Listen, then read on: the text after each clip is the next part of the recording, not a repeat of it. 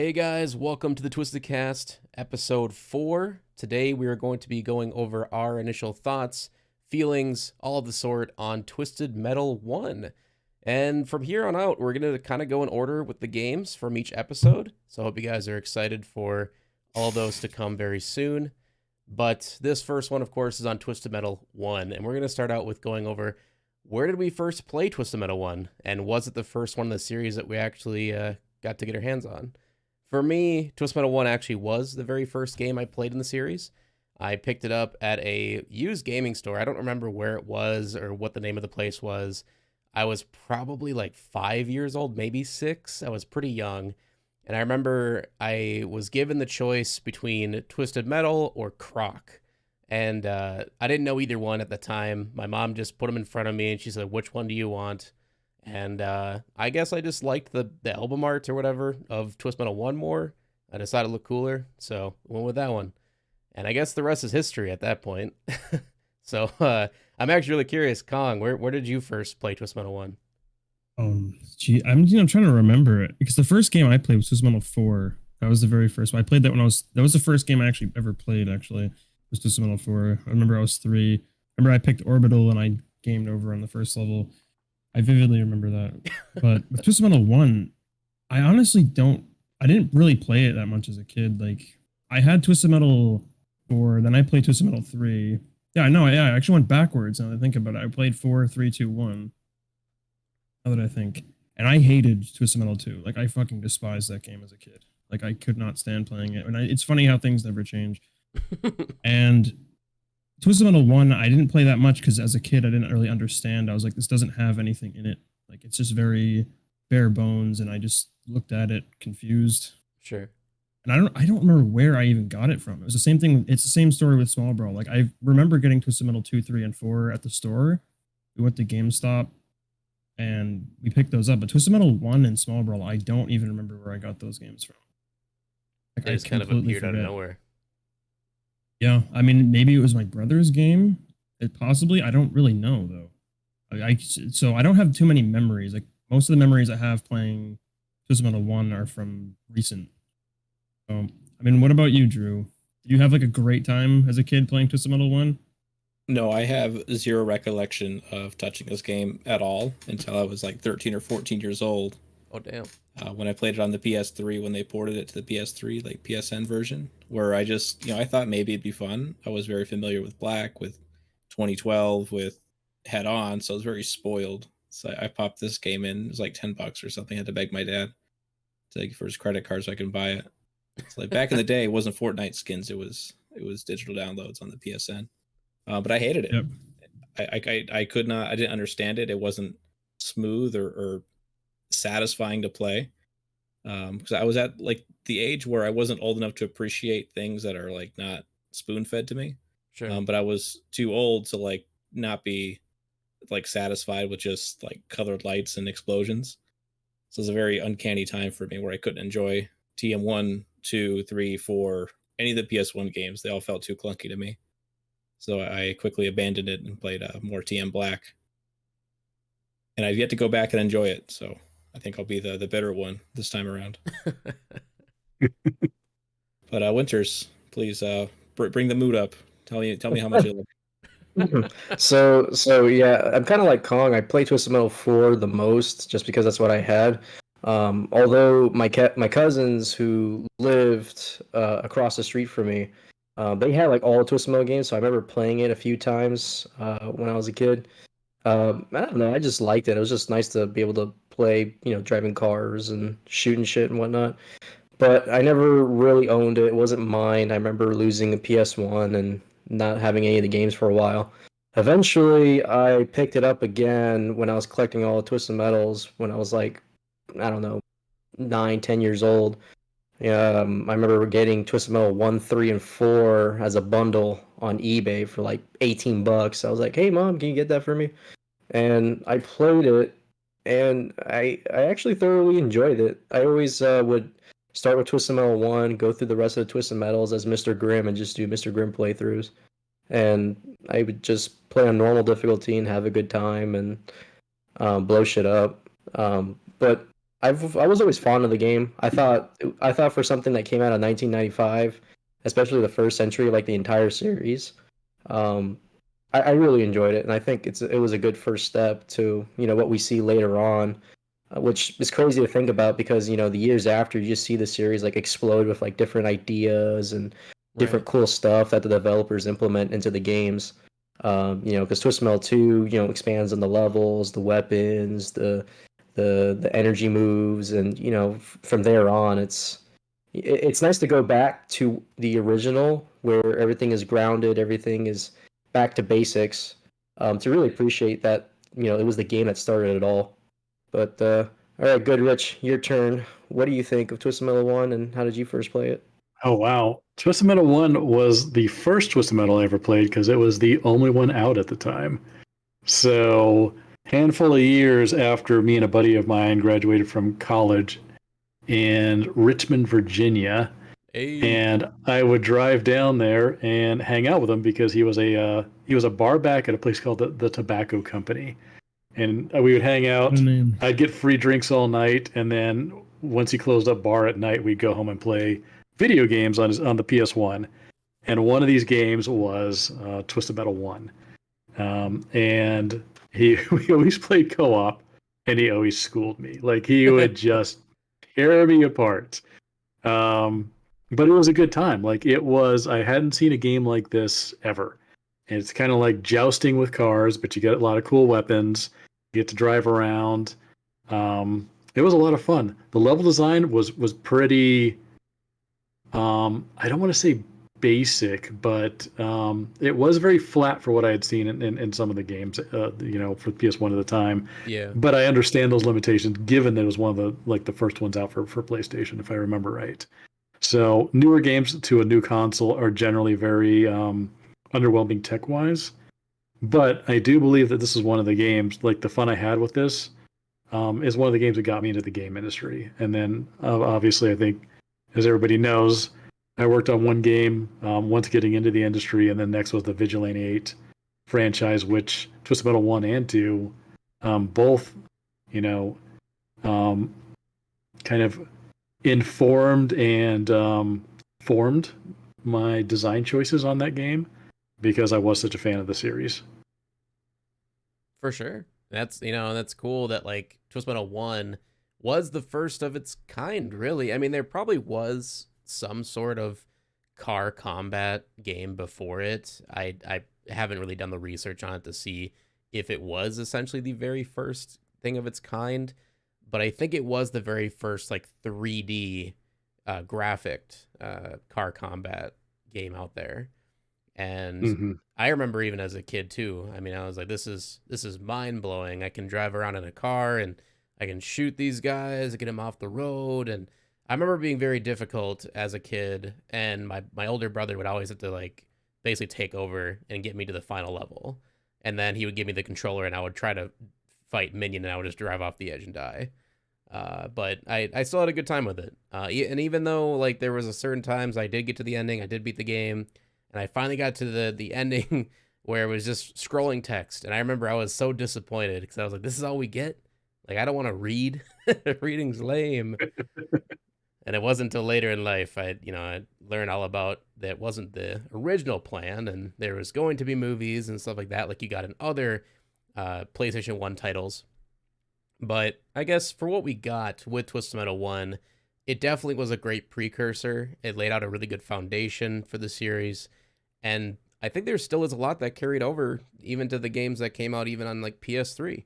That it's kind of amazing that it could still hold up to in today's day and age in a way. Yeah, it's funny that you mentioned the ending with the scrolling text. I noticed that too when I played this game back in the day. I thought it's because they ran out of disk space. I didn't realize they were cut. Like the full motion videos they had planned were cut, Yeah. and never knew they were planned until recently, which is kind of funny given how much we do cut stuff from video games. But it's interesting. I mean, it didn't detract too much, and it gives us something to look at like years later as kind of an Easter egg. Right, for sure. And I guess I did write down some notes here of like different things we can go through. Because essentially, in the end, this is technically going to be like our individual reviews of Twisted Metal 1. But I just feel it'd be more fun just to kind of deep dive and go into individual aspects of the game to see what we liked about it, what we didn't like, what was cool, interesting, all that, all that stuff. So the first thing is that I wrote down is that this game right out the gate, I was actually surprised to see this number, that you had 12 playable characters, 12 playable vehicles in the first game. I thought it was actually a lot less than this for some reason. Like when I was just thinking back on Twist Metal 1, I didn't realize there was that many characters to choose from. And they had a lot of iconic ones right off the bat. You had Sweet Tooth, which became the poster child for the series. I think in TM2, they really tried to kind of shove Axel at the forefront to be the new poster child, but Sweet Tooth still reigns supreme, even though he was like a password character, which is kind of funny. But when it comes to the other characters too, I mean, for me, the ones that always come to my mind with TM1 is Roadkill, Spectre, Thumper, and Sweet Tooth. Those are like the four to me that always come to my mind, and I guess Mr. Grimm as well. But I guess I don't know, like what winners. What's your favorite character in TM1? I think you said Mr. Grimm, right? Mr. Grimm, 100% Mr. Grimm. And why is that? Because it not a knock against some of the characters, but it feels like the one that I can easily move around with the most compared to the other characters. What I like about the gameplay of Mr. Grimm is that he's very good at hit and runs in this game, especially since the AI likes to ram you, and you suffer the ultimate fate of getting into like a car whirlwind, like when you destroy, or like when you get close to a car and you bump him, it has like that weird physics effect. I don't even know how to call it. Yeah, Darkseid does it all the time. Yep. Yeah, but like he has a good special. He's able to, like, I don't know how I can word this either, but like the slight delay you have when you try to like go, I don't feel like I have that with Mr. Grimm as much. Yeah. But he's easy to move around. You don't hit the objects, like the trees, the buildings. Like I don't find myself bumping, as much compared to the bigger cars. And again, it's that special. Just it's nice. I was trying to like make like a joke or something, but I don't know. I'm assuming like the reason it's easier to drive around with him is because his hitbox is so much smaller. He doesn't slide around. Yeah, he doesn't slide as around much. Like I don't know, like it's easy to drive, and his special is really rewarding. I don't know how else to put it. That is true. Yeah, he's a lot of fun. Even when I played him recently, I was like, I'm usually not very good with Grimm, even though I'm not a huge fan of the really like super armored heavy type vehicles, but they're slow and sluggish. I'd rather have a faster vehicle that's got better handling and deal with the lesser armor. But I've never been super good at Mr. Grimm because he's always had the weakest armor, where he's just he's a glass cannon where you can get flicked and you're dead. But you can also do an insane amount of damage if you're smart enough and can, maneuver through the attacks. I've just never been good enough with him. But coming back to TM1, I had a lot of fun with him, honestly, and I did the best with Mr. Grimm, and I think that comes down to the controls. Oh yeah, for sure. I mean, and it definitely helps that he's one of the fastest, I think, besides Crimson Fury. So it's easy to get out of like bad situations. Yeah. Especially since he can outrun like a lot of the weapons in the game, which is pretty cool if you have turbo. That's true. And as for Kong, what's your favorite person in TM1? I mean, my favorite character is always Mr. Grimm in every game. I just like how you play. Like the glass cannon is always my favorite character, or favorite type of character to play. Like satisfaction you get from using his special is just great. Like he can do like 50% of someone's health just one shot. Mm-hmm. I love it so much. Like, because the problem with Twisted Metal 1 is some of the characters do feel the same. It's not as egregious as like 2012 is, but it's one problem with the game is like, Crimson Fury and Darkseid share the same special weapon. That's true. You can say that Yellow Jacket and Sweet Tooth share the same special because it behaves the same exact way. Yeah. And I honestly think that the model is the same for their special. I'm not too sure. I'd have to look at it. It looks really close. It looks like flaming bananas. Yeah, because with Yellow Jacket, it's supposed to be a Molotov. Yeah. And with Sweet Tooth, it's supposed to be a flaming ice cream cone. Mm-hmm. but I don't know if their models are actually the same. But I don't know. I've always liked Mr. Grimm. I think I also do like playing as Yellow Jacket too. I kind of like the taxi car. Yeah. It's a nice side of the cab. Yeah. But yeah, and of course that as well. But I don't know. I mean, I would say those two are definitely my favorite, like 100%. Hell yeah. And as for Drew, I swear to God, if you say Mr. Groom. No, I'm a coward. I'm a cowardly camper. No, my favorite for most of these games is the opposite of the glass cannon, like someone who is feeble in their punch, but good lord, can they take a lot of damage. So for me, it's Warthog. Heck And yeah. I think especially in the first two games where the ramming is so exaggerated, Yeah. where if you're just heavy and big, you're going to win every fight. And Mr. Grave, he might be able to shred you with his special, but if I just get within, melee distance, boom, out of here. And then, I can survive a lot, which means that my mistakes are more forgiving than if they are with Mr. Grimm or Crimson Fury. So, yeah, for me, definitely Warthog. And I love that in the first two games that the ramming damage is the way it is, because I feel like a big part, especially early, giving people the first interaction with car combat. I think the first instinct is I'm gonna ram into you. And so I think for the game to kind of reward you for that mentality of just slamming your big piece of metal into another piece of metal, really, really satisfying. Really enjoy it. I agree. And yeah, Warthog's broken in TM1. Yeah, it was the first time Hammerhead was useful, which was nice too. So that would be my second go-to is Hammerhead. Oh yeah, that's true. Yeah, Hammerhead was. I would argue Hammerhead in Small Brawl and 1 like the best versions of him by far. Those are the only two good ones. The rest of them are bad. Head On sucks, 2 sucks, and 3 sucks. Yeah. Which always baffles me as a monster truck to be bad in a car combat game. Right. Seems but disingenuous or counterintuitive. All of them. That is interesting how that always turns out that way. Mm-hmm. And then the motorcycle is the most powerful one. I think the reason like Hammerhead has always been a tough cookie to like make balanced is because they think of it like a shotgun in like an FPS game. Shotguns are either amazingly broken or they're so terrible you don't want to touch them. And I think they kind of ran into the same issue with Hammerhead, where it's like it's a monster truck. I mean, in reality, he should be a boss, right? Like he wouldn't be a regular character in the tournament because he'd be broken. He would just run everybody over. His tires would take a ton of bullets for him. All the above. So I feel like I understand to a degree why he was never like the best character ever in the game, but I also feel like they could have done a little bit more. I think TM3 had a really good idea with like having it where you lunge forward and smack people, but the physics is what really hindered Hammerhead in that game. Yeah, it's also kind of weird now that I think about it. For some reason, in Twisted Metal 2, you take more damage when you hit things or slide into walls than you do in Twisted Metal 1, which is strange. Like, I don't understand why that decision was even made. Like, it's just such a lame brain decision. Now that I think about the physics. Difficult, I guess.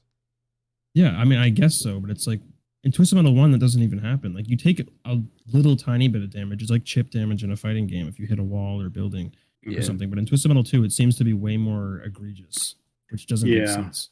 Mm-hmm. I mean, one of the reasons I haven't noticed that, to be honest. I felt like TM1 was the one that punished me more for being a bad driver than TM2. That's hitting the cars. That's hitting the cars is Yeah. Bumping into. I hit walls all the time. It's what I do. As Warthog, it's half the game is just bumping into walls, and I feel like it is pretty unforgiving. Where TM2, I feel like it is not as bad. Mm-hmm. And what were you? I would need to look at the number. Oh, I was going to say that. Yeah, I mean, we took out collision damage with walls and objects in the environment on Small Brawl and the Black series for the most part, because all the AI were killing themselves constantly by running into stuff. And it was also very frustrating if you had a sliver of health and you just like corner a building, you clip it and you die. Like that's a controller thrower at that point. Like people don't like that. So we even tried that in V8 too, where if you bottom out your car and the chassis hit the ground, it would cause damage, but the amount of damage it took would instantly kill the cars. So we took that out too. So generally, like ram damage with the environment, not necessarily a great thing when you got so many other factors to keep in mind to just, ramming cars and missiles coming in and environmentals, and it was just one step too many for Right. players to deal with. Yeah, I think that's it's kind of like how a lot of single track and incognito and those guys, like I feel like a lot of their games kind of revolved around that, where a lot of the difficulty was just kind of sometimes BS reasons. Yeah, sometimes. Like, I mean, in Twisted Metal 1, like, you can turn a corner and just die. Just because there's someone, like, if someone's around the corner that's bigger than you and you slide into them, you'll probably take half your health away. Right. Which is kind of annoying. But Yeah. And then the whole AI issue with it's overly aggressive and they really don't feel like they're ever fighting each other. It's like if you're in the area and there's 4 people in front of you, they are all looking at you. And it just that was always my biggest issue with TM1, 2, Black, Head On even. Well, I think Head On was pretty decent with the AI, but yeah, I don't think that's that bad in Twisted Metal 1 though. That it's not like they usually don't like triple team you. Yeah. Yeah, I would say it's in definitely 2, better in TM1. Yeah. And like I guess we didn't hear from Dave with what was your favorite vehicle in TM1? Oh yes, I like Drew. I like the big boys. I used to play a lot with Darkseid, but he didn't feel very good to me. So I actually ended up moving more towards a little bit of Sweet Tooth. But Warthog ended up to be my main character in TM1 because he could take a punch. He could ram fairly well. I couldn't play the glass cannons very well because my friend who I played against was much more skilled than I am, and I needed to be able to take some health damage there and be able to like deal it back to him because he was a grim player, and as long as I could take 1 or 2 hits, I could probably kill him now and then. But yeah, I like the big boys, and that's actually why. I mean, as you guys know, I made the big boys in Small Brawl and Black Online pretty good because I do enjoy playing those type of characters. Heck yeah, Darkseid. Yeah. Then why is Warthog in Small Brawl such a wuss, huh? What happened there? What happened to That was your him? favorite. I did him dirty. That was the only way to save him. The choice was: do you want a shitty Warthog or do you want no Warthog at all? That was the choice then. That's fair. And I view Warthog and Small Brawl as the extra hard edition. If you want to play that on hard, you're going extra hard. Yeah, like ATV from Head On. Yeah, literally. I think ATV is a lot worse than Warthog is though. Warthog's not that bad on normal mode. It's just on hard mode is when it's terrible in Small Brawl. Yeah, if you can get all 3 of his missiles to hit somebody, like the 1 in a millionth time, it can do okay damage. But yeah, if you're playing on hard, especially if you're going against like Trapper, it's just it's like a pea shooter special at that point. It's painful. It's very painful. I don't know what they did with the coding, but man, half of his missiles just go straight into the collision on fire. It's just like, well, why? Yeah, because I don't think there's this many bad characters in Twisted Metal 1 though. Like, I think the only bad character I can really think of is probably Pit Viper. Yeah, that's a notorious Fury. Mm-hmm. But I think that's about it. Like, all the other characters are at least usable. Like, even Crimson Fury? The bigger cars, smaller cars. Crimson Fury isn't good, but Crimson Fury isn't, like, worthless. Like, yeah, a few C tier cars, but there's no F tier. Yeah. Yeah, I can agree to that. That's fair. That's kind of what Winters was saying. I mean, like, with Crimson Fury, for instance, it's like, yeah, their special kind of sucks ass. But it does respawn very quickly, so you can rapid fire like crazy. If you're good with your aim, you can do a pretty good amount of damage with him. But I think the biggest benefit of him is his handling. I mean, he feels a lot like Grim in his like really tight handling. He's really fast, but he just has a wider hitbox because he's a wider vehicle. So you technically can run into walls and stuff a lot easier with Crimson Fury. But I do enjoy playing as him just because it's fun to drive around with a fast vehicle that's actually decent handling. Well, another benefit to playing as him, I don't know if you've noticed, is that when you hit the enemy car, it actually makes them jump and they kind of face a different direction, as if they were, like if they were heading towards you and you hit them with the special, they would kind of like, start, jump up and then drive into a wall. Oh, And yeah, so if you're able to do that right, you can get a couple more hits, or if it's like a hit and run, you can just do a quick like U-turn and like try to shoot some missiles at them.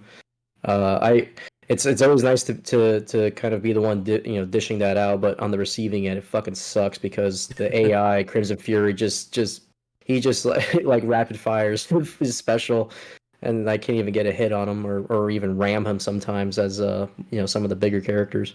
for sure. Yeah, I never noticed that. I guess I'd have to put more hours into it and like really try to get 100% like beat it with every character.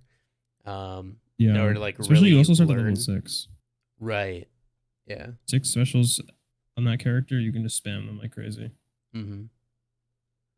Da, da, da.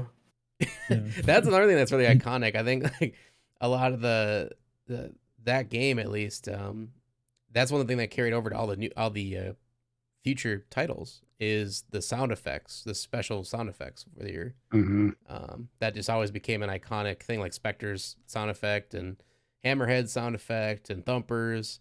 It's really cool that all was in the first game. Like you don't think about it, you're like that had to have been stuff they added like in TM3 and whatever, and it's like no, that's all right from the beginning. They thought of all that stuff, which is pretty cool. Yeah, that's something I was going to bring up. Is I noticed that the sound design in 1 was really good. Mm-hmm. Like Yeah. it's very iconic. If you hear something, you know exactly what character it goes with, and they carry it like it was so good. They didn't remaster it or change it in any way. No, They just brought it into the other games, and it sounded great. I think what Sweet Tooth's laugh is carried all the way from 1 through Black now. I think Is that right? It should be in 2012, I think, right? no, maybe a newer version of it in 2012, but it's not the same one. Oh, because yeah, it was taken all the way from. I think it may have been changed for Black actually. And I actually no, it was only until 3, I think. Yeah, you're right. Yeah, 'Cause Black's 4 different. didn't have it. 4 didn't have it either. We used the same one in Well, Small Brawl, and I thought It was in 4 as well. Really? Or maybe it was because it was repeated so many times during Henchman, but I don't know if it's the same laugh. Yeah. I honestly Interesting. don't know. I thought it was a different sound. Talk about getting your money out of a sound effect, using it for 6 different games. For Yeah. real. Like Probably the other good. thing too is with the sound design is Kong pointed this out that I honestly forgot about. Is I always praise it in Twisted Metal Black about the ambient music. Like if you're too far away from the action for a little bit, the soundtrack changes to like a more ambient, creepy, almost like just atmospheric soundtrack.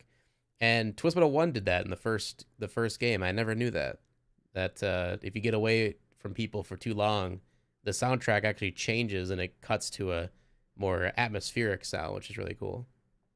Oh yeah, I know that. I mean, that's just Metal 1's strongest suit is the atmosphere for sure. Mm-hmm.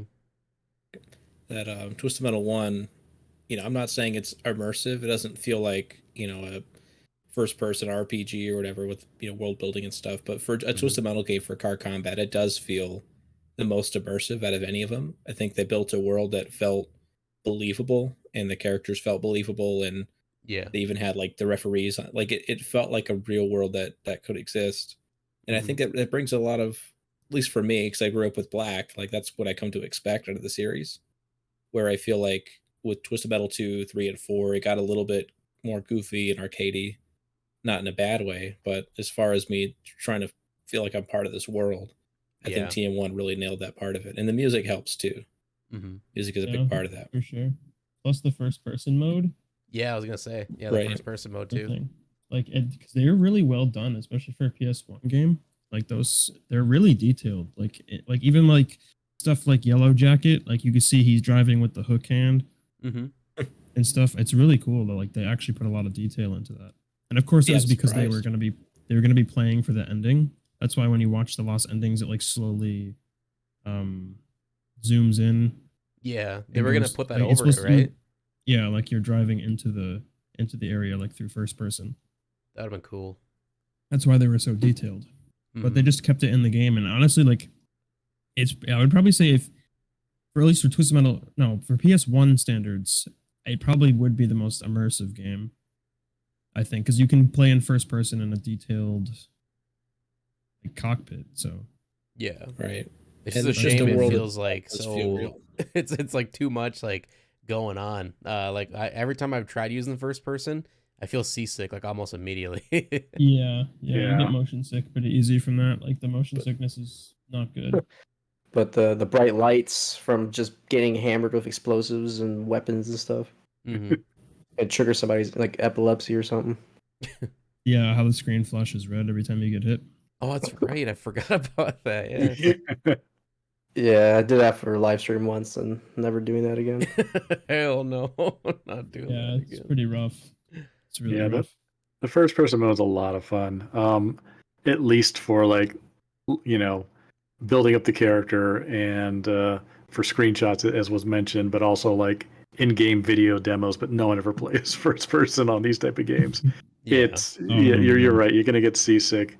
It's very jarring. The only thing it's good for is lining up power missiles, but that's about it.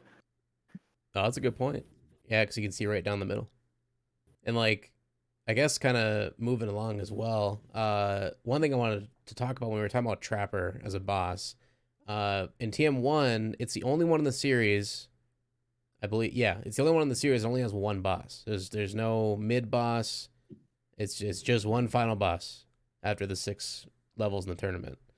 Now, in your guys' opinion, do you think only having one boss was good enough, or does it feel like there's something missing when you're playing TM1? For this game, it's fine. I mean, he's really hard. Like this boss is no joke. Like Yeah, Minion's really difficult. You basically have to chase him, unless you have all your lives, yeah, because he will kill you instantly. If you try to go near him, the specials will just be spammed and he'll just ram into you and you'll die. yeah. So How do it's you? like I think he's hard enough, like to warrant, and I think that's why it's so memorable because the level that you fight him on is so good Mhm. with the soundtrack and the setting in the background. Like, yeah, it's like a Microsoft Paint ass skybox, but at the time, it was cool. Yeah, and you just think of like car combat on top of skyscrapers. It's just like Yeah, it's and that was badass. actually done well. Like the physics aren't like atrocious to the point where like you tap a wall or someone shoots you and it knocks you off the side of the map like Twisted Metal 2's shit ass physics. Like you can actually stay on the rooftop. It Yeah, doesn't feel like you're driving on an ice skating rink. we don't have Sweet Tooth like constantly spamming a fucking purple bubble. It's like smacking you 10 feet back every 3 seconds. So Oh my Yeah, gosh. or like having someone shoot you with a missile from behind and somehow it's like should push you forward, but instead it sucks you backwards off the map. yeah, It's just shit like that. It's like fuck Twisted Metal 2. Yeah. Oh my gosh. Yeah, because Minion in this, in his first iteration, his special is really just spamming everybody else's Yeah. special that's in the game. yeah, And I know one of the weapons is also like a homing missile. Like whether if you're too close or you're just far, like just close enough, like he will just pepper you, like constantly. And Oh, and yeah. and what something I noticed between the different difficulties, I can't remember if somebody pointed it out to me, is that if you play against him on hard mode, he actually drives faster. And so Oh, wow. I remember I was Interesting. playing a Sweet Tooth or Dark Tooth, or not Dark Tooth, Dark Side, Say what? and sorry, and this guy would always fucking catch up to me, even if I had turbo. I couldn't even get away from him at all. Jeez. Yeah, like Minion in hard mode is extremely unforgiving. Um, just from the speed alone, because he just catches up to you with no issue. And you guys That have and like, oh, sorry. no, go ahead, go ahead. I was gonna say like you guys have more hours in TM1 than me. I'm pretty sure. And I was curious if you've ever had this happen. Is it possible to have Minion just fall off the level and die? He No. teleports back up. Okay, I've that's what I knocked him off the thought. map before, and he just spawns back on top. You can't kill him by doing that. That's so dumb. Does he take Yeah, damage? No, no. he doesn't take any damage. He just teleports back to the roof. Oh, Yep. that's shitty. Because I tried to use the oil slicks to make it, which even though those don't even affect him, but I guess he just drove off the cliff and he just respawns back on top of the building if he somehow falls off. Weird. I guess they just didn't Yeah. want anybody speedrunning their game. Yeah, no, you got to use that hill. You have to stock up on all of the power missiles and homing missiles and sit on top of that ramp Oh and yeah. just keep waiting for him to drive up. That's why if you're playing Mr. Grimm, you can beat the game so quickly. because it Yeah. does so much damage to him, and you can just kill him really fast. Yeah, Minion's definitely unforgiving, and for how many levels you play in this game, I think him being the only boss works perfectly fine, especially being the final boss. For sure. Yeah, No, that, he really feels like a final boss. yeah, that's going to be my point too. With only what 6 levels, Mhm. they couldn't put a Yeah. mid boss in there. And this is early PS1 days too. And I was looking up like when is the first mid boss? And I can't find anything on it. But I don't know if mid bosses were really a thing back then. I think we just had the final boss during those Mhm. days. Could be wrong, but I think that that was the design structure back then. Yeah. The one big baddie. Yeah, Yeah, I I think it may mean, depend on the game. yeah, it Mhm. really depends on the game because I know like Sonic the Hedgehog's mostly two that I played back in the Sega Genesis is that you had like the different bosses at the well not different bosses but different like iterations of you finding Eggman on the at the end of the different acts. Mhm. So Yeah. it's definitely really dependent on the game, but I think for final bosses being common and that them being the only bosses, I mean at the time for sure. Yeah. And that could have been limitations of like Dave was thinking at the beginning, it could have been limitations of the disk space. They couldn't add that many levels because if you think about it, a lot of the levels in TM1 were pretty big for the time. Yeah, unnecessarily. So Honestly. Yeah. it could I have mean, been just that there wasn't enough space. well, I think the argument you could throw in there is that it was I think the first year that the PS1 existed. I Yeah. mean the potential that the potential like cool stuff you can do and what you can get out of the hardware. I mean, kind of like every generation of consoles, where after a few years, that's when the devs start realizing, oh, we can do this, we can do that, we can try this, we can try that, and they really tap into the console's potential. Mhm. Right. Yeah, And that's correct. The first games on a console are always pretty bare bones until engineers start figuring out exactly what they can do with it and how they can rob memory from various parts of the console if they need. mm-hmm. It's kind of sad when you think about it. Like, you don't really get the best or like the most out of a console until the end of its life cycle. And then it's like, oh, I Mhm. made this Yeah. game that has all the full potential finally of this amazing system. Oh, but the PS6 comes out tomorrow. So Yeah. Yeah. Sad. technology ever growing, I guess. I think one of the hardest things for me to go back to TM1 with, and it's not just because of like, oh, it's physics or I don't like the levels or I don't like the characters, whatever. It's not that. It's the biggest thing for me is there's only just the one game mode, which is the tournament. And I understand. Again, it was the product of its time. I don't think there was really too many games out there that had a lot of different game modes when you started it up. It was just like, here's single player, here's multiplayer, if they had multiplayer. And then they did thankfully throw in a multiplayer, but it was only 1v1s. There was no bots, there was no CPU characters. It was just you and your friend pick a level and you fight each other to the death, and that was it. And I think that for me is what really made me never really come back to TM1, especially after I picked up TM2 as a kid and then 3 and 4. I always would go back to those ones because they had the extra game modes of deathmatch and then the multiplayer deathmatch. You could set up different levels. You could choose which character to go against. The list goes on. To just kind of really heighten that amount of replay value. Have you guys actually played challenge mode in those games, like in I Two have. Black and so on? Oh yeah, I've yeah, never many touched times. challenge mode, to be honest with you. Really? Metal, Yeah, I just play tournament mode every time. Oh wow. I think most people do. Yeah, Yeah, challenge. the I always did challenge mode I can challenges see for, just for like, fun. Yeah, for head to head, I think it's fantastic. But yeah, it never occurred to me to like play a level on its own. Yeah. I mean, Or- I or only do that if I endurance need is always specific fun, too. footage. Endurance is great, but I think if the game doesn't give me a reason to play it, which most of them don't, then Mhm. I just kind of stay away. Although Black did a great job with that, where you have to get a certain amount of kills on endurance to unlock certain levels and stuff. Yeah. Same with Small Brawl too. That's right, yeah. So I think Yeah. when you give people a reason to go into challenge mode and endurance, I think that's when it has value. But on its own, I never felt a reason to touch it. So I didn't feel like it was missing in TM1 because I didn't look for it. That's fair. Yeah. Yeah. And it I wasn't don't really use it either. expected back then either. Yeah. Like you got to play with a friend and you got to play through a very small tournament mode. It was kind of enough, and I know that the team back then was pretty small. Mhm. Not going to say like Luxoflux small, but pretty small, and was on I think an 800K budget for that title. Yeah, So 850,000. yeah, so Damn. being able to put in extra modes and AI companions and things like that would have been way beyond the scope of what that team size and budget could do within, I'm guessing, about a year development cycle. Yeah, they had exactly 12 months. Yeah, that Wow. sounds about right for a PS1 title. Mm-hmm. And that same team was working on Warhawk at the same time, right? So it's not like their full attention was on the one game. Was it? I want to say that was a separate team that like branched off from the team that made TM1. Okay, 'Cause gotcha. I don't think Yeah, I Jaffe think worked it on was. Warhawk. No, he didn't. He didn't work on But Warhawk. Jaffe, I Yeah. don't think was working. He wasn't an employee of Single Track, right? He was from Sony. I believe so. Yeah, at the Yeah. time, No, Jaffe's always been Sony all the way through up until he moved over to Eat Sleep Play. Yeah. So he yeah. was Yeah. he was the kind of the creator of the Twisted Metal franchise, I think, along with Mike Guillaume, Mm-hmm. who I've worked with a couple of times in the past. But those guys have always been 100% Sony, not Single Track. Yeah. Where was Scott Campbell? Was he Single Track?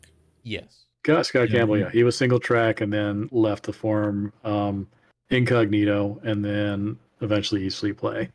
Yep. But you It's- could say it's funny, that like how I don't know anything about the people that make the game, but yet we talk about the game. At least for me, I talk about it all the time, but I don't even know what the roles are for these people. Yeah. Yeah. Yeah, Scott The was vague title of producer. head of the studio, but also a creative director. Mhm. But he did we all became Sony employees when they bought Incognito for a very brief amount of time. Yeah, if But we I- can, if we can rein this back to Twist Metal 1, let's talk about the levels. I mean, because like, kind of what Kong was saying, like, yeah, the levels look kind of samey, but to be honest, I actually thoroughly enjoyed them. For the short amount of time you're able to play the game, I thought, and I think Drew also pointed this out. I can't remember if it was a conversation, but like Twisted Metal 1 was the only game where in the first level it's a 1v1 Yeah. arena type level where it's you against another character. And something that was really cool that I discovered is that in that same level is where you get to see a silhouette of Calypso and his henchmen along with the girls that Yeah. we wouldn't really see until the Lost Endings. Mm-hmm. Yeah. Kind of a Same. cool nod to it, but I don't know, like the levels, they're not like Twisted Metal 2 and 3 and in the future games, like it's really grounded to, again, just being LA. But I thoroughly enjoyed pretty much every single level other than maybe Suburbia, because or is it not? Yeah, Suburbia, not Suburbia. Yeah. Yeah, Cyberbia. Yeah, I get the two bigs, but my only problem with that level is it's just way too big for its Yeah. own good, and and honestly, sometimes it feels like it's half the playthrough for me. That's fair. It takes the most time. It really does, because there's so much unused space, and the AI will just go out in the unused space and just drive around like an idiot, and you have to go find them. Mm-hmm. I hate I that. do feel like It's- Suburbia is the strongest map for the game because when it came out, not for now. Like we have, of course, a much more refined palette when it comes to car combat levels. But I think when it came out, Twisted Metal really fulfilled the fantasy of just ripping through a neighborhood, blowing shit up. Yeah. And so I think that map did the best of making you feel that way and fulfilling that fantasy, even if it wasn't necessarily a great map. Yeah. 'Cause I in agree. 1995, there Yeah. wasn't open world, sandbox games like GTA or Saints Row. This was kind of the closest you got to it. I think that level kind of let you experience that 6 years before GTA, kind of took that Right. that throne. And I But I do feel like it was the 100% reason agree. people bought the game. Right. Because like Suburbia, yes, it's large, and yes, I agree with Kong 100%. Like the AI can be dumb as hell on that level where you can't find them for like 2 minutes, and you find them, but they're just in the middle of nowhere doing nothing because it feels like 3 levels connected together, like just stitched together, and it flows kind of oddly. But for me, I don't know what it is. It's just I have a special place in my heart for that level. It sticks out the most for me in terms of originality, I guess, throughout the game, except for the final level. I think the final level and that level are, for me anyway, just feel like the most Twisted Metal. Whereas Mm. all the other ones, kind of like what Kong was saying, they kind of feel samey in a way where it's just like city streets. Now we're on a highway. First level, you're in like a little battle arena. They kind of all relatively feel samey, but they're still fine. Like I don't dislike any levels. I don't hate any one of them. It's just Cyberbia. I've always really liked that one. I don't know why. Yeah, the level design in this too was kind of interesting in that they used very long corridors. Mm-hmm. It aided with a lot of the combat, where you could have a long stretch between buildings or houses or down in the LA River. That actually made it easier to line up shots because a lot of the cars are kind of driving with the flow there, whereas opposed to big open arenas where you're kind of just whipping left or right, trying to keep an eye on where the enemies are coming or going. I haven't seen that utilized too much in other Twisted Metals going forward. They might have a small section here or there where it's kind of in a corridor and it's easy to line somebody up or get them trapped in there, which is probably one of the reasons they got rid of it. But I actually enjoyed that quite a bit more. When I'm chasing down somebody down a street and they're pinned between two buildings, I know if I fire something down there, I'm going to get them. They're kind of pinned, and it definitely enhanced the combat experience for me when that's done right. So I did enjoy that part of the levels. For sure. I would think like Highway Loop in Twisted Metal Black is pretty reminiscent of that, and then maybe Road Rage in TM4. Yeah, it's kind of the same way. So at least that design philosophy. Mm-hmm. I think the levels in TM1 are really good for TM1. I think if you put any other game with those levels, I would probably hate them all. But they kind of remade River Park in Black.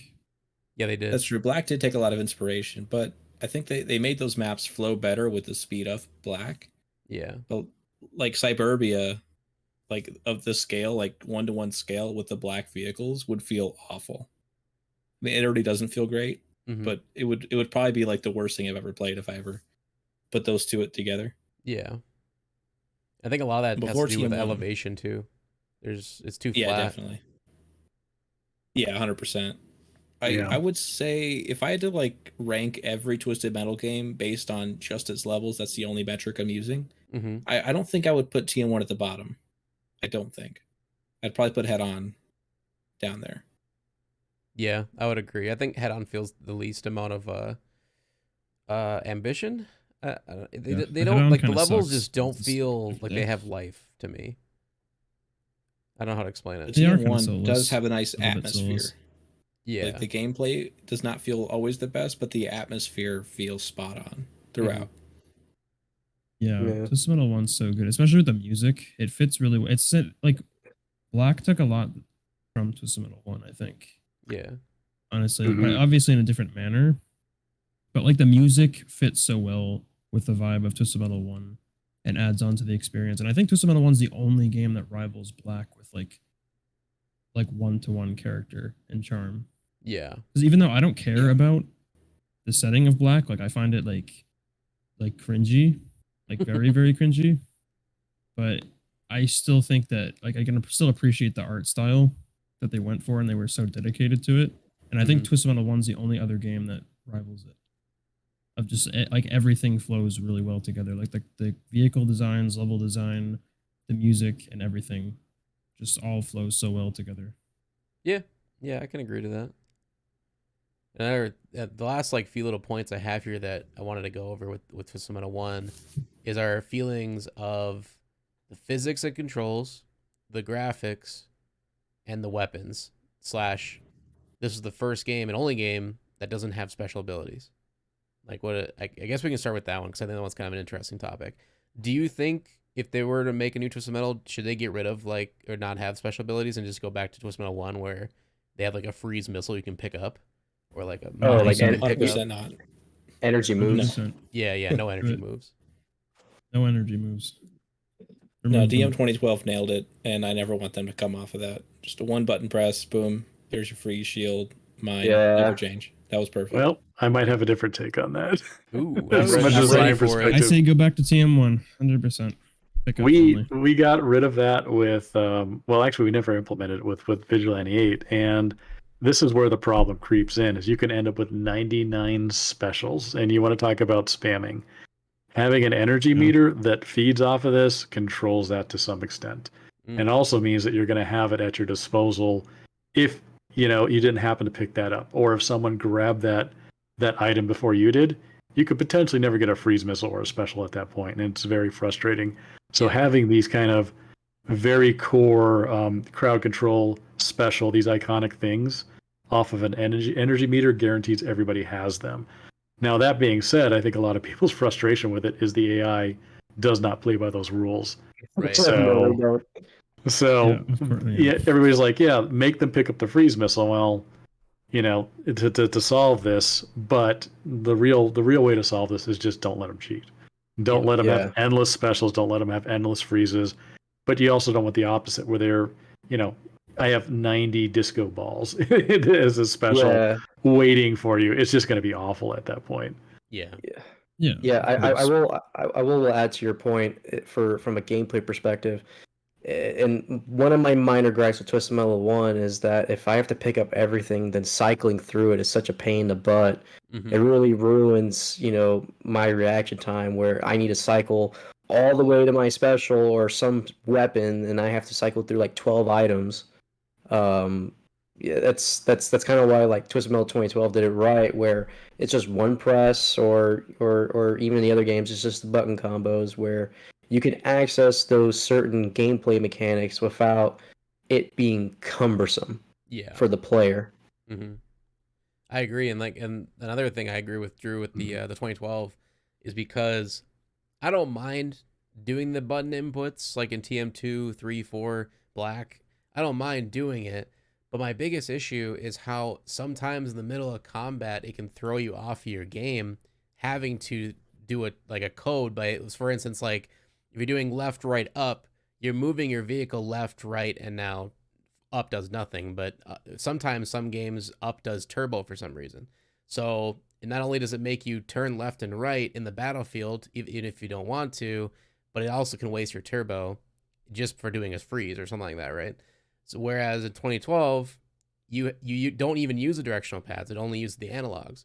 So you use the directional pads just for the special abilities. I think that was genius, and I liked how it showed like when they're available for each one. So for instance, like I think the freeze uses the most amount of energy, and then it was like shield uses the second amount of energy, and then the mines are like the least amount of energy, and you had to be at a certain amount of energy to use said item, and it was really easy displayed for the new players to the game, and it made more sense, and you didn't have to like go looking through a manual to figure out the different input. Yeah, 100%. I agree. I think having the timing, like just at, it's one button, so you can time your freeze, your shield at will. Where I feel like with TM2, my biggest problem is one, it doesn't work half the time, the energy moves. Yeah. But when they do work, sometimes you're like, well, this is not what I need it now. Like the freeze missile doesn't home very well, so like I needed it right then, and it was gone. So I think if it was one button, it would be much easier to time it. Because if the whole point is strategy, like empower me to use that strategy. Like if I know mentally what I'm supposed to do, but the game just isn't capable of letting me act on it, then what's the point of the strategy? Yeah. That's I haven't played 2012 yet. Forgive me, but that's what I was going to suggest is maybe a combination of both. It sounds like 2012 did it. Was you have an energy meter that then once it's filled up to a certain capacity, you can then launch any of these special moves via a single button press that's reserved for them, as opposed to either picking them up or having to cycle through them, or using combos, which is an issue for a lot of people. So that is pretty cool that they came to that conclusion. Yeah, it actually came up in Twisted Metal Lost first. I don't know if many people know that. Yeah, it was Twisted Metal Lost was the you first hold one. Triangle and then use the directional. It's triangle, then up. Yeah, same buttons as 2012, which I guess was still easy to play that did Lost. So same. Yeah. So it makes sense. Yeah, it was probably just like a precursor for it. I mean, even though I still think they should have the missile, though. I don't like. I may be fine with the other stuff, but I think the missile for freezing should be a pickup. Yes, because like if people have played like Halo, like that game, knowing the map and the pickup locations is like the most important thing. Like knowing where the power weapons are, and it helps people fight over a certain location, especially if you're playing in a competitive match. Like people know where they are typically, and they'll go fight for it. And if you Right. have like one or two freeze missile locations, like it's going to make people fight for that location, and it's going to create conflict. People are going to battle for that. Okay, I mean, I'm thinking of it in like a multiplayer aspect, Mhm. but I think it would, because it's such an impactful thing. Like having a freeze missile is really, really strong. Yeah. And if you make it a pickup, and it's like it's super valuable to have that. Like the person that knows the map and learns it to be able to pick it up, it's really valuable. Like if I feel like if you give it to everyone, it just becomes annoying. Honestly, Yeah. like Yeah, it just I ends could up see getting that. spammed. And I think because like when you're playing Halo and you win the battle and you get the rocket, like it's really, really, it will help you a lot. Like it's going to do so much for you just having that one weapon, and you want to focus that person down so you can make sure they don't have it anymore. Yeah. But I think if they made shield a pickup similar to like how V8 did it, Hmm. having a freeze missile as a pickup and only allowing you to drop like maybe little landmines and jumping is fine. But I think like stuff like shield and freeze should be a pickup because they're so valuable. Yeah. I think I'm okay with the freeze being an energy attack. Like, I agree with you, Kong. Like, if something's going to be that powerful, make it a limited resource. That way, there's more contention over it.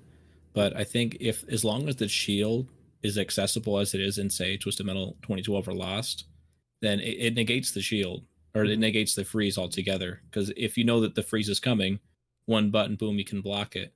So then it makes it completely Yeah. useless. Right. Yeah, But it I removes think that power. It makes it less powerful. Like I think you should be able to battle over it, and then like you should be able to have your weapon, and you're like the boss for like a couple of minutes because you have that weapon and you can use that, and no one else can. If there was maybe a free, like Kamikaze in 2012, their alternate special is like a shockwave that is essentially a freeze bomb. Yeah. I think that could be a great pickup for people, but like the individual freeze, I think, to me, like I agree with everything you're saying, like in philosophy, but I think the freeze missile, I don't look at it as being that powerful Yeah. in most of the Same. games. Unless I only look at it as being really powerful if you're playing a character like Talon in 2012, where if you get Right. frozen, you're fucked. Done. Like you're Yeah. done because you're falling down to the ground. You're at anyone's will, and you're super weak. So in that regard, yeah, I would argue that the freeze is probably one of the most powerful things against you. But for most characters, I mean, especially that you have the ability as the player to mash buttons fast enough to get out of the freeze faster, I don't look at them as like super powerful, but I do agree with you, Kong, in the sense of if they were to add a new weapon in a new game that was an all-time weapon, like I don't know, the fucking like star from Mario Kart, where for 5 seconds or 10 seconds you're invincible, something like that, like super overpowered, then of course, yeah, that should be something that's like there's only one in the level, and you have to race to get to it. You have to fight over it, and whoever gets it can be like a god for 5 seconds or whatever. But I feel like when it comes to energy stuff like a shield or a freeze or a mine you can drop, I feel like it makes the most sense for that just to be an energy thing that everybody has access to, but it's on a cooldown and you can't just spam it. yeah, and I think part of the philosophy here was it's a strategic move that anybody could use at the right timing when they wanted to, Yeah. as opposed to it being a pickup that you could get and then no one else could really have access to it. That one guy, yes, would dominate. And I'm not saying that's not good gameplay. It's just a different type of gameplay. Because he was trying to build this around a fighting system where everybody has a set of moves that you could use, via the character or block or things like that. And only allowing one person to do it at a time Yeah. would kind of rob that strategic moment to moment gameplay. So I don't think it's a coincidence that they immediately went off of that and went to the energy moves for TM2. I agree. And that's I also think it's the reason why they kept with it too, for all future games.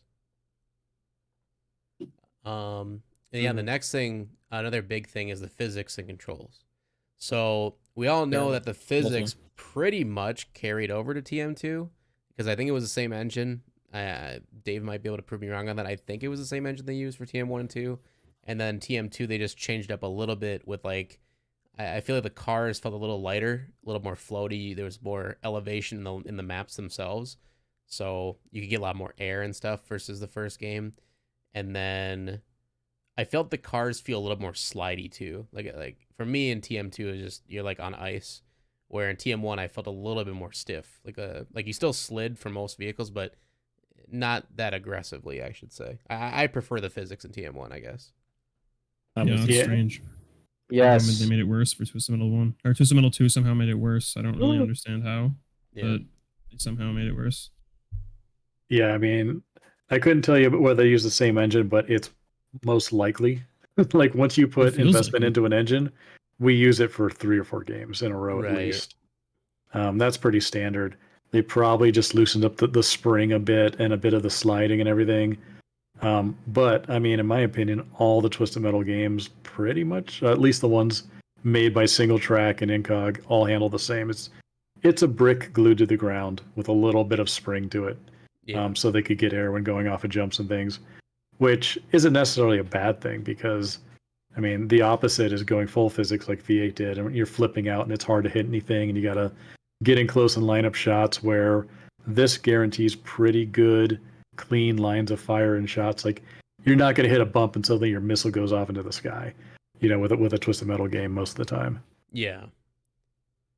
I don't know. I guess I've always been on the minority of thinking that I felt in case if we were just looking at the first like 4 games on PS1 of TM1 through 4, if you're looking at the physics, I think TM4 did the best in terms of like how the cars feel and how it plays in a Twisted Metal world, and it's less frustrating. Whereas 1 and 2, a lot of people regard that as like the best physics and control in a TM game. I don't know where the fuck that comes from. Yeah, I don't agree with that at all. Do you think TM4 feels as good as it does because it has a higher frame rate? It just feels more smooth and quick and responsive. That definitely is a part of it. TM1 and 2 run at like 24 FPS or something. 24. It's like 15, I think. Yeah. I thought it was under 20. Is it 24? I thought it was 15. I could have sworn it's 24. I thought 24 was it. Yeah, I think it's 24. To Drew's point, that would make it feel more fluid and better.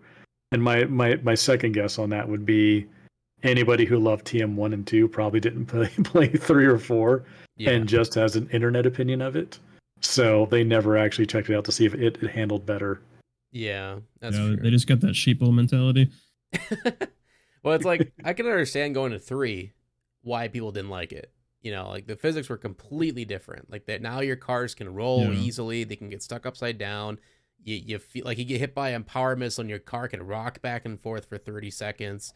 You can get stuck into walls. Like I get why people didn't like TM3, the physics at least, but I still didn't mind it. I got used to it pretty quickly and I don't mind it too much. But going to 4 though, I think they fixed everything that was wrong with TM3 in the physics department. They made it quicker. They fixed the rolling over where you just immediately pop back up on your wheels. You do get stuck in the walls pretty often, but you can easily get out of that with hyperspace or jumping, so it's not a big deal. And I like that you can control your car like in midair. I don't think you could do that in TM3. I could be wrong with that. Not really. No. You can try, but it's not really going to work well for you. It's not as easy. Yeah. So like in TM4, you can like control your car completely in midair, and you can turn now when you're not moving, which is nice. And I don't know. I just personally, when I put TM4 next to TM2 or TM1, it's just like those 2 games felt like prototypes, and TM4 feels like the final result when it comes to controls. Yeah, I'm with you 100%. Twisted Metal 1 is weird when you go in the air, which is why I like Twisted Metal 1 more than 2, honestly, because I know that the levels are more expansive in Twisted Metal 2, but like the physics engine is like just so atrocious that it's like you can't control yourself while you're in the air. Yeah. And the fact that Twisted Metal 1's levels are more flat, like you feel like you have more control over the game. There's not as many hills or ramps or whatever, which may sound like a bad thing, but I don't see it as a bad thing because clearly that physics engine is just not good enough to handle driving in the air. Yeah. So I would rather have the game be flat. Yeah, and that seems to be like a single track thing. That weirdness in the air, like those physics. We had a couple single track guys working on the Small Brawl engine, and we got that weird kind of even more floatiness, kind of weird physics in the air every time a car went airborne. Mhm. But we also kind of used the glued brick kind of mentality for driving around on the flat surfaces. But yeah, it just seems to be the way they coded things. Yep. It's really strange. Like I was getting some footage for Twister last night, and I was like trying to drive, and I was like, holy shit! Like going over a ramp, I'm like, Jesus, take the wheel. Like I can't even fucking control this. Yeah. Like it's unbelievable. Like that people think that's the best physics in the series. It's like, what the fuck? How? Yeah, it pisses me off driving in certain levels like Yeah. Amazonia when I'm like trying to like Yeah, get that's the somewhere worst. and I'm trying like I'm jumping all over the fucking place like a goddamn rabbit. Mhm. I just don't have that same problem with one. At least with Twisted Metal 1, you know, yeah, the levels are flat, so that helps. But like even if you jump up a ramp, it's like you're not having any unnecessary air time if you know that's how I can word it. Like it's just you jump up, you land, that's it. You know, there's no like you're not wobbly like in Twisted Metal 2 where you're about to launch any second if you touch something else. I just the physics in Twisted Metal 1, I you know, looking back now and playing it again recently, I genuinely prefer it more than Twisted Metal 2 just because the cars are more grounded. Yep. 100%. Yeah, you go in the air, you kind of just fall. Like you just like literally just slam down to the ground. It's just up, down, and you know, you go up, you go down, that's it. And you can sometimes Whereas in barrel Twisted roll, Metal, but you land right back on your feet. Yeah, for certain too. Yeah, if like Sweet Tooth is like probably like the biggest, you know, offender where, you know, if you know, depending on how you're driving, like you can easily like roll around a few times and it's just like, ah, fuck. But that's kind of a given with that type of character. Yeah. All right. And I guess one last thing I wanted to go over, I did write down some fun facts for Twisted Metal 1 that I wanted to read off at the end here. Some of these you guys have probably definitely heard before. I know I have. And then there's some that I honestly never heard before. And I'm curious to know if you guys have heard these. So the first thing was the original name for Twisted Metal 1995 was High Octane. I think all of us have heard that before. And I think, I could be wrong on this, I think in the first level there's still like posters that say High Octane in there.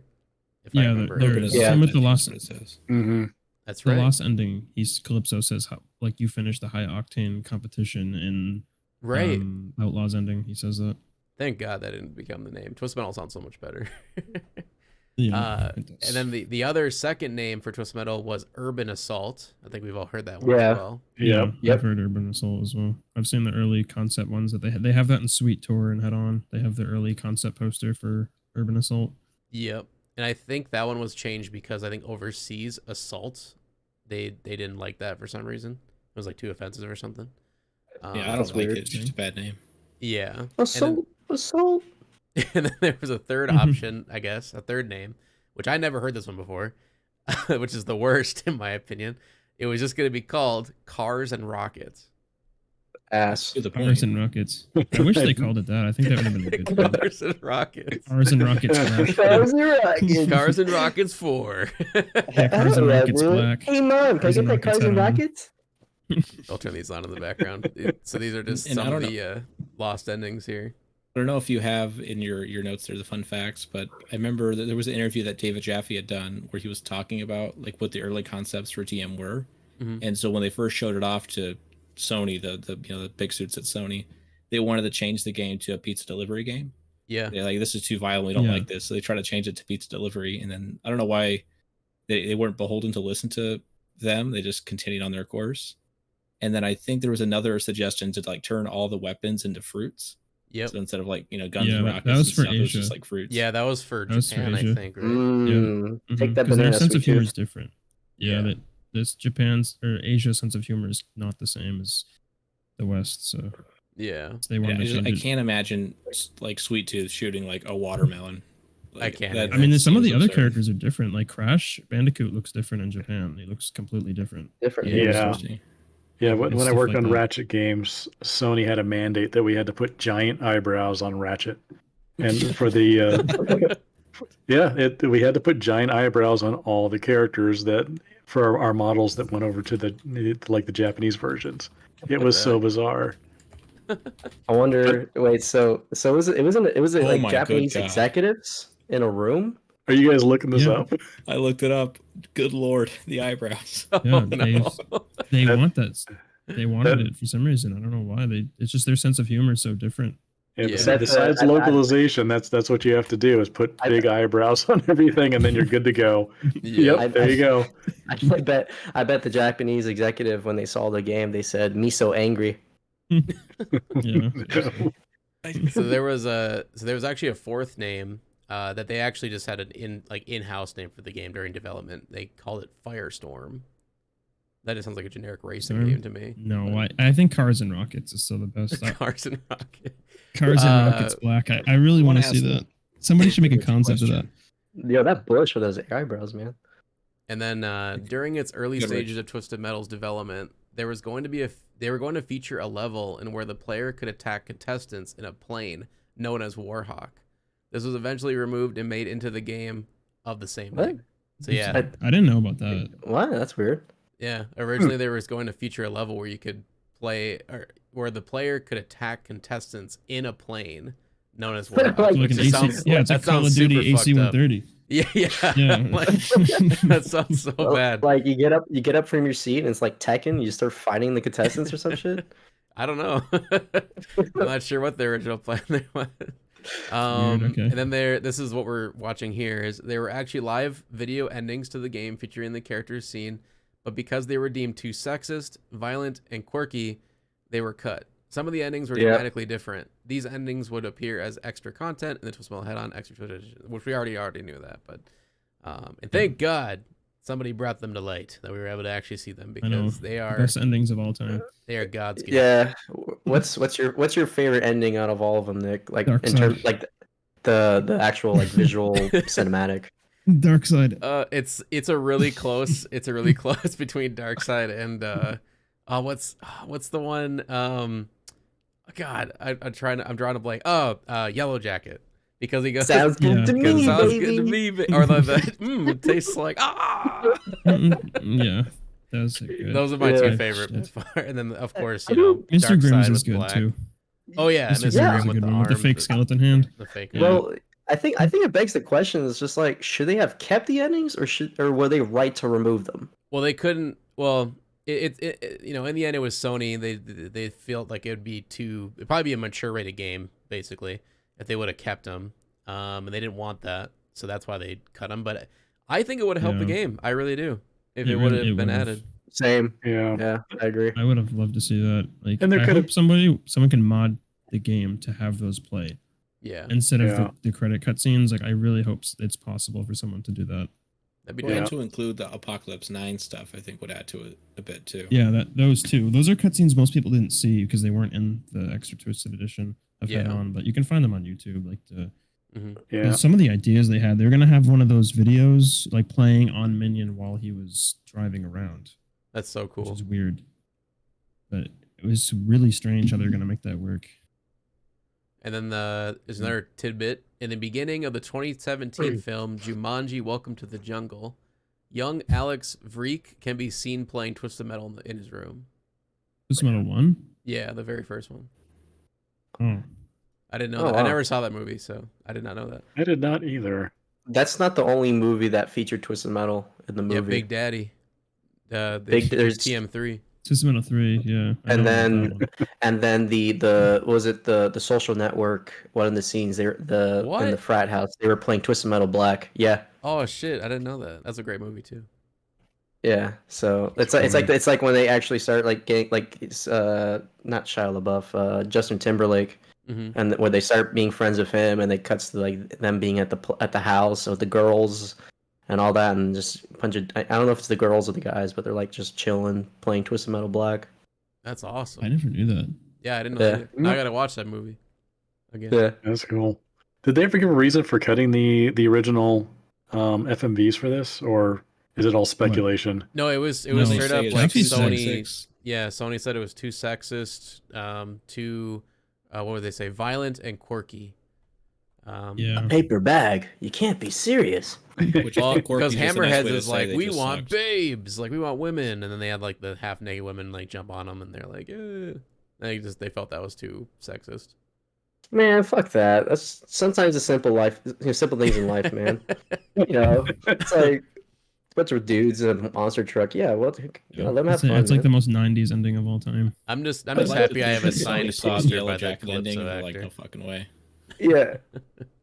I don't know, like I like Sweet Tooth's ending. I like Mr. Grimm's ending. Like they're not as like they're kind of like maybe edgy, but I don't know. I They're just enjoy them. dumb. It's like it's Yeah, just they're all fucking stupid. paper- All of them the are so paper, stupid. like the paper fucking bag. It's like and now that the show came out recently, you have what was it, Harold? Yep. Like Yeah, I'm so I glad mean, that that's his name in they kept TM1. that.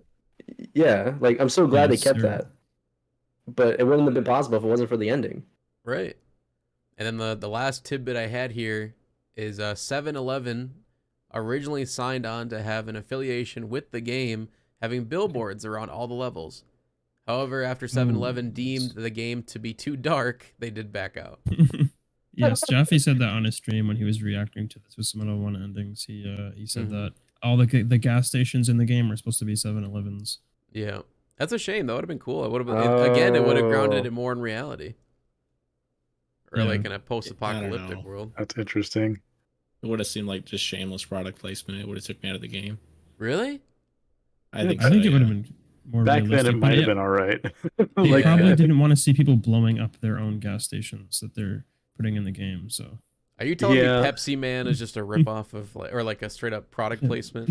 You cannot tell me that to Pepsi my Man. face.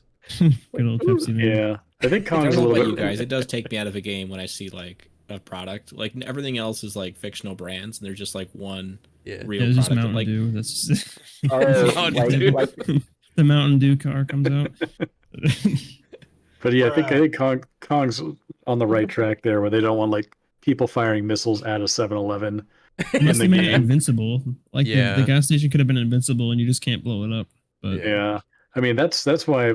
So one of my visits over to Sony Santa Monica, I got to see the first version of Gran Turismo, Ooh. and doing a bunch of destruction on V8, I was just like, hey, it'd be cool if the cars hit each other and they would scratch each other or do sparks. And one of the devs over there said, we can't do that. All the car manufacturers don't want to see damage Cars or damaged. destruction on their cars Yeah. because it's going to Nice. make them look bad as they're driving Yeah. around all torn up. So there was none of that. Like the cars had to be 100% pristine all the way through the game. That's so shitty. Yep, It- that it's like- sounds about right. I guess it's why like in games like Need for Speed and Burnout and stuff, it's hard for them to get like actual names of real cars because they don't want them to look all beat up. Yeah, is it just I mean, Need blowing for up Speed does cars have a and lot of stuff? licensed cars, but the damage models are always like, oh, you have like Really a small weak. crack in your windshield or something, yeah. Yeah. And then Burnout's Yep. like completely destroying vehicles, but there's Yeah. no licensed cars at all. Nope. Mhm. Yeah, they wouldn't let that because you're blowing their cars up. So Yeah. Even like modern games, Forza Horizon 5, with as many licensed cars as it has, like the damage models are so weak. Yeah. Like you think they would Yeah. maybe trust consumers now that like if I see like a Corvette with like a dent, I'm not going to assume every Corvette has a dent. Like I understand that there's damage on the car. Right.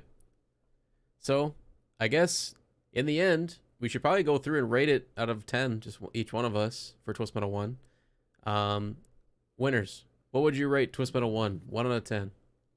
Ooh. Damn. I would say 7.5 out of 10.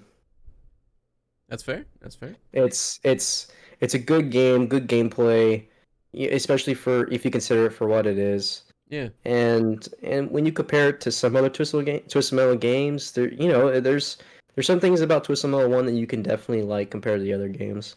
Yeah. Is it the best? No. Is it the most fun to play? No. But if we were to talk about Twisted Metal 1 as a complete package with the endings and all that, 7.5. I gotcha. Kong, Yeah. what do you think? I think I would probably give it a 7. I think that's Okay. a good placement. If it did have the lost endings, then it would probably be a 10. Be a 10. Yeah. Just for Have the lost those endings. Fair. It's strange. Dave, what would you give it out of 10? Oh, let's see. I'm going to give it an 8. Oh, wow. I'm gonna give it. Whoa. I know. I was thinking 8.5, but this is one of the first in the series, given the, being one of the first games on PS1 and the limitations they had. it launched the car combat franchise, at least for a few years afterwards. Mm-hmm. And I have a lot of nostalgia for it, as far as playing this with friends and having a good time blowing things up. It probably helped launch my career in car combat too. So I really like the game overall. I can see it for what it is, as opposed to the lens of like, oh my god, I played all these other amazing car combats. It's like, I remember what this was when it was the only game in town, For sure. as far as car combat went. So I'm gonna give it an 8. I enjoyed it. It was fun. It was it really kind of set the tone for a lot of the PS1 games after that. But yeah, Yeah. I'm gonna give it a solid 8. Awesome. And then Drew, what are you gonna give it? That's really hard for me to answer. I want it like Coward in Me says, just TBD, because I don't have as much information as you guys do on playing this game. But I also feel like it's hard to judge Twisted Metal, like any of the games, on a scale of 1 to 10. Yeah. Because I think objectively they don't hold up to like the juggernauts of gaming, especially like of that era, like PS1, like your Metal Gear Solid or your Yeah, you know, no, I mean, right. whatever, like Twisted it doesn't Twisted Metal in is the not grand Silent scheme of Hill, thing. like, Yeah. Yeah. that's not. So like if it's on a sliding scale, like what Twisted Metal is going for, Mm-hmm. did it accomplish what it was trying to accomplish? That's what I'll rate it based off of 1 to 10. So I would say Twisted Metal 1 would be an 8. That it set out to accomplish being a progenitor of an entire franchise. Well, maybe it didn't set out to be, but it ended up being one. So I would say 8 out of 10. It did what it was trying to do. Hell yeah. All right, I can respect that. I'm gonna be the critical one here. I'm gonna lower our average. I'm gonna give it a 6. And the only reason I'm being overly critical is because there are problems with it. I totally agree that it's the first in the series. It started the way for my favorite series of games. I think they did a lot of great things with it. They brought a lot of amazing characters to the forefront. The ambience and the atmosphere is great. But I do feel it lacked in its level design overall. I feel only having one boss is kind of a detriment to the gameplay. Only one game mode also is a detriment for me to not really come back to it too often. The physics also are kind of cumbersome, even though I do agree they're better than TM2's. It's just those like major issues for me just really kind of knock it down a few notches. But I also give it like a 6.5 out of 10, just because it's still a fun game. It's still Twisted Metal. I don't hate it. I don't just, it's just one of those things where it's just not my favorite, but it's okay. I can see that for sure. Yeah. So I think overall, like if we were to bash them all together, I'd say average, we're like at a 7.5 out of 10. Pretty much. Yeah, probably like a 7. Yeah, 7 out of 10. So pretty good. But yeah, that I think will wrap it up for this episode of the Twisted Cast. Thank you guys so much for listening, and be sure to check out next week on Monday for episode 5. See you guys there. Bye. I always like that one person says bye.